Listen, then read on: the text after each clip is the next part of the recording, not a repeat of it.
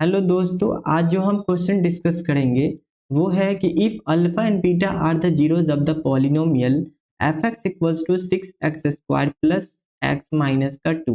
हमें बोला गया है कि मान लीजिए ये इक्वेशन में अल्फा बीटा इसका जीरोज है। इसका मतलब क्या हुआ कि ऐसा वैल्यू होगा कोई जो इस इक्वेशन को सेटिस्फाइड कर रहा होगा, तो उसी को हम जीरोज कह रहे हैं। मतलब अगर उस इक्वेशन में अगर पुट करते हैं तो वो इक्वेशन को जीरो बना दे तो उसको कहते हैं वो सेटिस्फाइड किया। तो यहाँ पर अल्फा बीटा इसका जीरोज ऑफ द पॉलिनोमियल है और यहाँ बोला गया है जब इसका alpha beta zeros of the polynomial है देन हमें फाइंड करना है कि अल्फा अपन में बीटा प्लस का बीटा अपन में अल्फा का वैल्यू क्या होगा। तो देखते हैं कैसे सॉल्व करेंगे।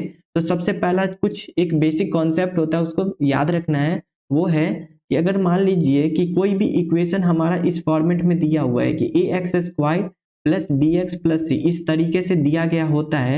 अगर हमें ये बोला गया है कि ये इसका अल्फा एंड बीटा इसका जीरोज है, देन यहाँ से दो चीज हमें पता चलता है कि अल्फा प्लस बीटा का वैल्यू वो माइनस बी अपॉन में ए के इक्वल होगा एंड अल्फा बीटा का वैल्यू सी अपॉन में ए होगा।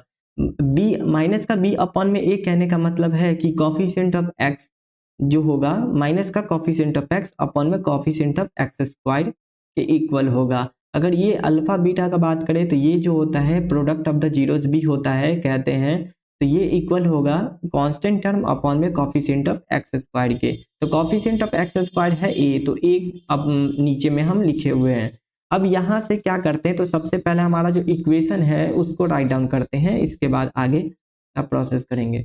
तो सबसे पहले क्या करते हैं कि हमारा जो इक्वेशन है एफ एक्स वो लिखते हैं। एफ एक्स किसके इक्वल दिया गया है 6x² प्लस का x माइनस का 2 के इक्वल दिया गया है। ठीक है, अब यहाँ से हम इस इक्वेशन पर ध्यान देते हैं जो हमें फाइंड करना है, क्योंकि ये अभी क्लियर नहीं हो रहा है कि अल्फा अपन में बीटा प्लस का बीटा अपन में अल्फा एक्चुअली ये हमें डिमांड क्या चीज का कर रहा है। तो सबसे पहले वो चीज को अच्छे तरीके से लिख लेते हैं ताकि हमें क्लियरली समझ में आ जाए। तो यहाँ पर हमें जो फाइंड करना है वो देख लेते हैं कि ये है कि जो अल्फा अपॉन में बीटा प्लस का बीटा अपॉन में अल्फा ये हमें दिया गया है। ठीक है, तो एक्चुअली में जब हम इसका एलसीएम लेंगे तो इस तरीके से आएगा कि अल्फा बीटा का एलसीएम होता है अल्फा बीटा। ठीक है, अब यहाँ पर ही हमें क्या करना है, बीटा को अल्फा बीटा बनाना है तो यहाँ पर कितने क्या से मल्टीप्लाई करना पड़ेगा, तो अल्फा से। तो यानी ऊपर भी अल्फा से मल्टीप्लाई होगा तो ये अल्फा स्क्वायर हो जाएगा, प्लस का साइन आएगा बीच में।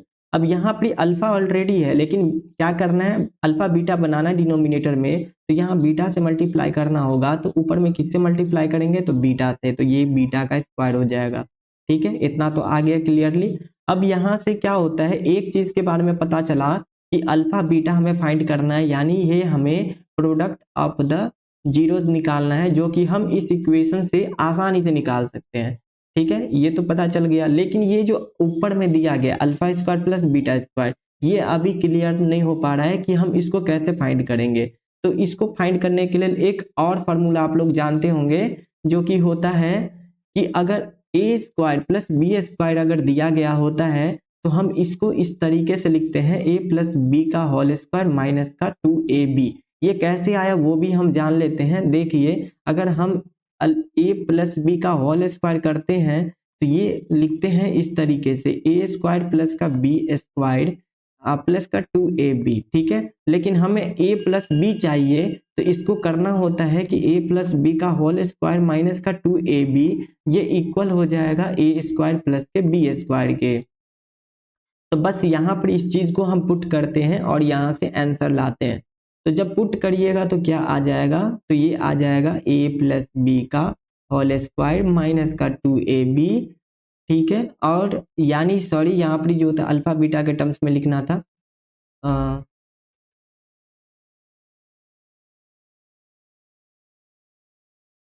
यहाँ पर हम अल्फा बीटा के टर्म्स में लिखेंगे तो ये हो जाएगा अल्फा प्लस बीटा का होल स्क्वायर माइनस का 2 अल्फा बीटा अब अपॉन में अल्फा बीटा। अब यहाँ से क्लियर हो रहा है कि हमें सम ऑफ द जीरोज निकालना है, दूसरा प्रोडक्ट ऑफ द जीरोज निकालना है।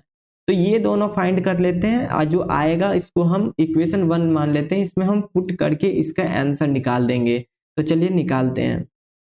अब यहाँ से क्या करते हैं, जो हमारा इक्वेशन है उससे हम अल्फा प्लस बीटा निकालते हैं। तो अल्फा प्लस बीटा निकालेंगे, जिसको हम सम ऑफ द जीरोज भी कहते हैं।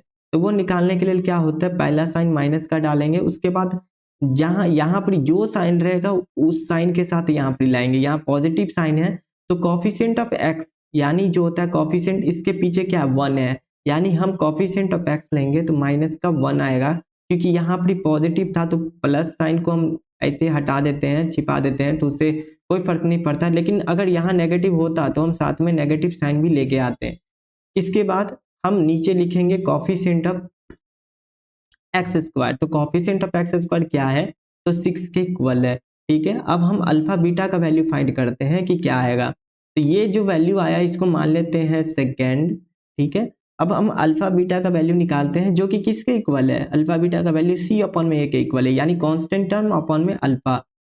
यानी क्या होगा कि यहाँ पर हमें ये देखना है कि कांस्टेंट टर्म क्या है, कांस्टेंट टर्म के पीछे जो साइन होगा एज इट इज लेके आएंगे।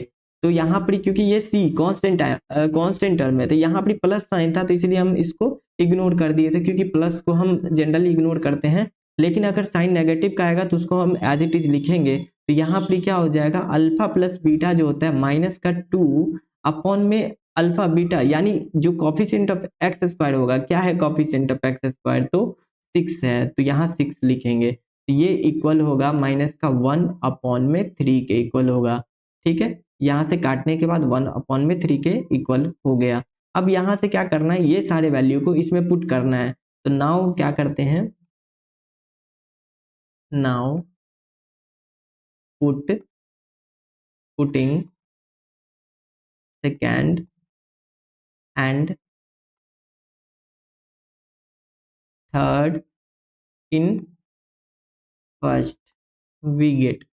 अब यहाँ से हम पुट कर दिए, तो पुट करते हैं क्या आएगा। तो यहाँ पर अल्फा प्लस बीटा का वैल्यू कितना है, माइनस का 1 अपॉन में 6 पुट कर देंगे, माइनस का 1 अपॉन में 6। लेकिन ये इसका होल स्क्वायर है तो होल स्क्वायर भी करना जरूरी है।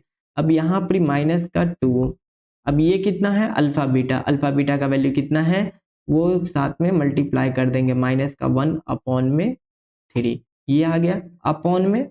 अब यहाँ पर क्या है, तो नीचे में दिया हुआ है अल्फा बीटा का वैल्यू कितना है, माइनस का 1 अपॉन में 3 को इक्वल कर देंगे। अब करना क्या है, यहाँ पर देख लीजिए, तो यहाँ पर जो होता है, कलर चेंज करते हैं, कलर ये लगते हैं।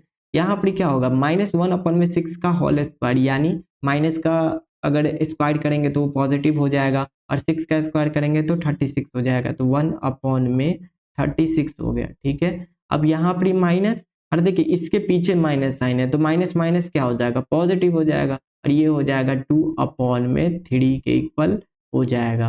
और नीचे करेंगे तो नीचे क्या आ जाएगा, माइनस का 1 अपॉन में 3, ऐसे ही रहने देते हैं। अब जब करिएगा तो यहाँ क्या हो जाएगा, एलसीएम लेना होगा, ऊपर वाले का एलसीएम लेंगे, ऊपर वाले का एलसीएम लेंगे तो ये 3 और 36 का जो एलसीएम आएगा वो 36 आएगा, तो 36 आ गया। अब यहाँ पे 36 को 36 बनाना है तो 1 से मल्टीप्लाई करना है, तो ऊपर भी 1 से मल्टीप्लाई करेंगे 1 को तो 1 ही आएगा।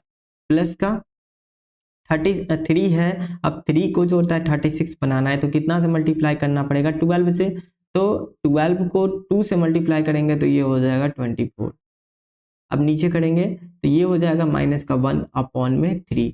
अब देखिए यहाँ से जब करेंगे तो कितना आ जाएगा, 25 अपॉन में 36 और बट्टा में माइनस का 1 अपॉन में 3, ये आ गया।